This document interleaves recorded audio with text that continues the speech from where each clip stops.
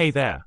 Welcome to today's video, where we're going to tackle a common problem that many developers encounter when working with Selenium WebDriver in an ASP.NET Web API.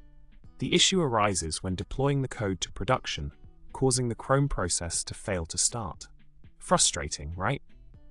But fear not, we have a solution to this pesky problem that will have you up and running smoothly in no time. In the solution to this problem, we discovered that creating a virtual machine in Azure and installing all the necessary dependencies did the trick. By setting up the environment in a controlled setting, we were able to successfully run the Selenium WebDriver without any hiccups. Sometimes, it's all about finding the right environment to make everything work seamlessly. Don't you just love it when things fall into place like that? And there you have it, problem solved.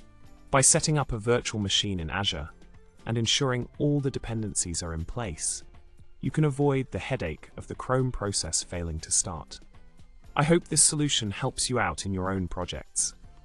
Remember, sometimes the key to success lies in creating the right environment for your code to thrive. Well, until next time, be sure to like, subscribe, and comment below with your thoughts. Happy coding!